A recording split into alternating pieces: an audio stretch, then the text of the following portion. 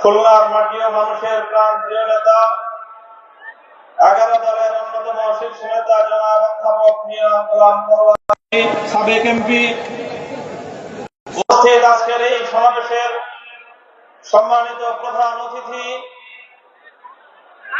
আমিরে জামাত বাংলাদেশের জাতীয় সংসদের বিরোধী দলীয় নেতা জনাব ডক্টর শফিকুর রহমান, উপস্থিত রয়েছেন বর্ষিয়ান রাজনীতিবিদ এলডিপি সভাপতি জনাব ডক্টর অলি আহমদ বীর বিক্রম, উপস্থিত রয়েছেন 11 দলের কেন্দ্রীয় নেতৃবৃন্দ, বিভাগীয় নেতৃবৃন্দ, সর্বস্তরের খুলনা বিভাগের আমার আপামার জনতা।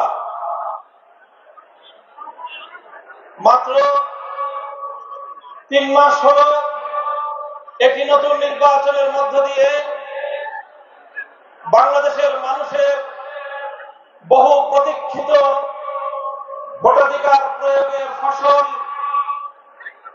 একটি সংসদ গঠিত হয়েছে, একটি সরকার ক্ষমতার মসনদে বসেছে। এই সময়ে বিরোধী দলগুলো দেশব্যাপী আবার দাবি দাওয়া নিয়ে রাজপথে নামতে বাধ্য হয়েছে। ঘটনাটা কি? সংগ্রামী দেশবাসী, আমরা পরিষ্কার ভাষায় বলতে চাই, আমরা বিগত ফ্যাসিবাদী আমলে বাংলাদেশের মানুষের যে সম্মান এবং যে অধিকার আদায়ের জন্য সংগ্রাম করেছি, ফ্যাসিবাদী স্বৈরাচারী শেখ হাসিনা গণতন্ত্রের এক নতুন সংজ্ঞা বাংলাদেশের মানুষকে বোঝাবার চেষ্টা করেছিল। মানুষের ভোটের অধিকার কেড়ে নিয়ে কখনো বিনা ভোটের সরকার, কখনো রাতের ভোটের সরকার, কখনো আমি আর দামি নির্বাচনের সরকার গঠন করে শেখ হাসিনা বলতো উন্নয়নের গণতন্ত্র। গণতন্ত্রের এক নতুন ডেফিনিশন, একটা নতুন সংজ্ঞা বাংলাদেশের মানুষকে হাইকোর্ট দেখাবার মতো করে তিনি বোঝাবার চেষ্টা করেছিলেন।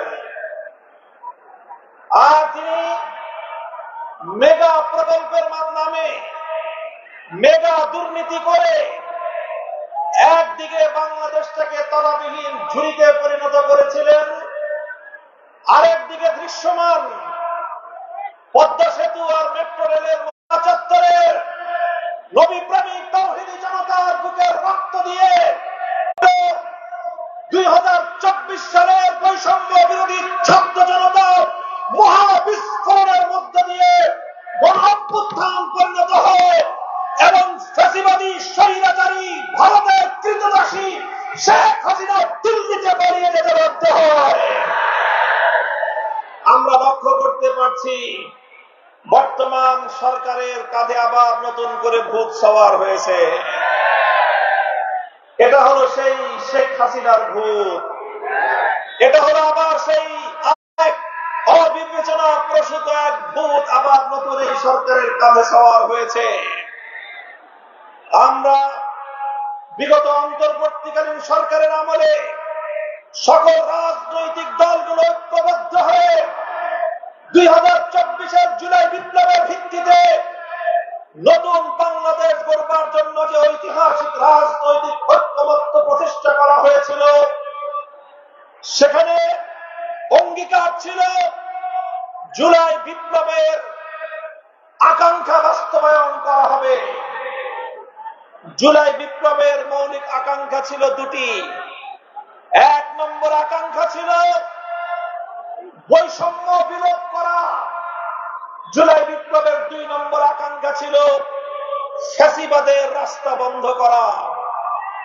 দীর্ঘ আলাপ হল, ঐক্যমত্য কমিশনে জুলাই সনদ বাস্তবায়িত, জুলাই সনদ প্রণীত হল। জাতীয় সংসদে দক্ষিণ প্লাজায় সকল রাজনৈতিক দলগুলো জুলাই সনদে স্বাক্ষর করলো।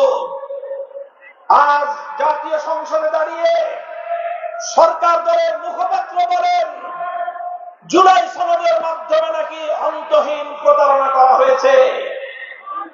আমি খুঁজে দেখলাম অন্তহীন প্রতারণা আসলে কোথায় হয়েছে। আমি খুঁজে পেলাম গোটা এই প্রক্রিয়ার মধ্যে একটা জায়গায় অন্তহীন প্রতারণা হয়েছে, আর সেটা হলো জামায়াতে ইসলামী, বাংলাদেশ খেলাফত মজলিস, এনসিপি 11 দলের সবগুলো দলের কাছে জুলাই সনদের যেই কপি প্রদান করা হয়েছিল, আমরা যেটা পরে সংসদ ভবনের দক্ষিণ প্লাজায় গিয়েছিলাম স্বাক্ষর করতে, সেখানে বিএনপির অসাধু নেতৃত্ব অন্তর্বর্তীকালীন সরকারের কিছু গাদ্দার এবং বিশ্বাসঘাতকের সঙ্গে তলে তলে আঘাত করে নতুন একটি ধারা নোট সংযুক্ত করে তারপরে সেখানে স্বাক্ষর অনুষ্ঠান করেছে। বিএনপির সঙ্গে অন্তর্বর্তীকালীন সরকারের গাদ্দারদের তলে তলে আঘাত, সেটাই ছিল অন্তহীন প্রতারণা। আজ আমরা পরিষ্কার ভাষায় বলতে চাই, গণভোট বাংলার মানুষ দিয়েছে। বিগত সরকার, বর্তমান সরকার, বিএনপি যখন নির্বাচনের প্রচারণায় নেমেছিল, আপনারা দেশের জনগণ সাক্ষী, প্রথমে তারা তলে তলে না ভোটের পক্ষে ক্যাম্পেইন শুরু করেছে। গোটা বাংলাদেশের 300 আসনে বিএনপি দলের নেতা কর্মীরা গণভোটে নায়ের পক্ষেই তারা অবস্থান গ্রহণ করেছে। আমরা জুলাই সনদ বাস্তবায়নের জন্য যখন মাঠে নামলাম, আন্দোলন শুরু করলাম, গোটা বাংলার মানুষ জুলাই সনদ বাস্তবায়নের জন্য ঐক্যবদ্ধ হতে শুরু করল। তখন বাধ্য হয়ে তারা জুলাই সনদ বাস্তবায়নের প্রক্রিয়ায় আসতে সম্মত হলো, আলোচনার টেবিলে বসলো। আমরা অনেকেই বলেছিলাম আমরা আগামীর বাংলাদেশে গণপরিষদ গঠনের মধ্য দিয়ে নতুন সংবিধান আমরা রচনা করতে চাই অথবা সংবিধান পুনর্লিখন করতে চাই।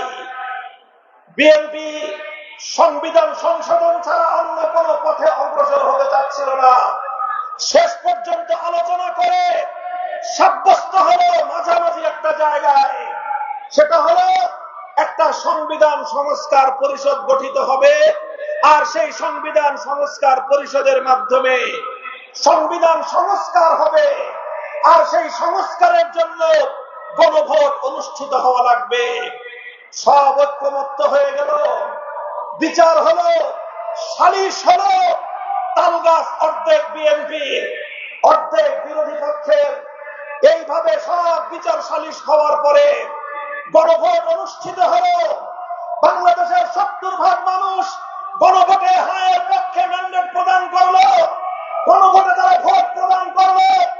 চিহ্নিত আওয়ামী লীগের দোষর এবং বিএনপির মধ্যে খাপটি মেরে বসে থাকো বাংলাদেশের শত্রুরা, আওয়ামী লীগের দোষরেরা নায়ের পক্ষে ভোট দিল। তারা 30% ভোট পেয়ে পরাজিত হলো। বিএনপি শহীদ জিয়ার ধানের শীষ নিয়ে 50% ভোট পেয়ে সরকার গঠন করে এবার সংসদে গিয়ে তারা বলে 50% জনগণের ভোটের তারা অভিপ্রায় বাস্তবায়ন করবে, 70% জনগণের গণভোটের রায় তারা কার্যকর করবে না। আমার কোনো কথা নাই, আমি পরিষ্কার ভাষায় তোমাদের কাছে বলতে চাই, হে খুলনার মানুষ, আমি তোমাদের কাছে আহ্বান জানাতে চাই, বাংলাদেশের মানুষ তাদের ভোটের অধিকার বাস্তবায়নের জন্য যেভাবে 1969 গণ অভ্যুত্থান করেছিল, নিজেদের ভোটের অধিকার বাস্তবায়ন করতে না পেরে 71 মুক্তিযুদ্ধ করে দেশকে মুক্ত এবং স্বাধীন করেছিল, ভোটাধিকারের জন্য শেখ হাসিনার বিরুদ্ধে লড়াই করে জুলাই বিপ্লব বাস্তবায়ন করেছিল। এদেশের 70% মানুষের ভোটের অধিকার বাস্তবায়নের জন্য যদি আরেকটি বিপ্লবের প্রয়োজন হয়, আরেকটি অভ্যুত্থানের প্রয়োজন হয়, সে অভ্যুত্থানের জন্য প্রস্তুত থাকতে হবে। ইনশাআল্লাহ আমরা সরকারকে বলি, আপনার সম্মতি হোক, খবরদার জনগণের ভোটাধিকার নিয়ে যদি খেলবার চেষ্টা করেন, এটা সে আগুন যে আগুন আইয়ুব খান পুরো ছারখার হয়ে গিয়েছে। এটা সে আগুন যে আগুনে শেখ হাসিনা তার গতি সহ জ্বলে পড়ে ছারখার হয়ে গিয়েছে। এই আগুনে হাত দিলে তারেক জিয়া এবং বিএনপি সরকার তোমরা জ্বলে পড়ে ভস্মীভূত হয়ে যাবে ইনশাআল্লাহ। জনগণের অধিকার বাস্তবায়ন করে আমাদের আন্দোলন ক্ষান্ত হবে ইনশাআল্লাহ। তাসলিম মিনাল্লাহি ওয়া ফাতহুন করিম ওয়া আখিরু দাওয়ানা আলহামদুলিল্লাহি রাব্বিল আলামিন।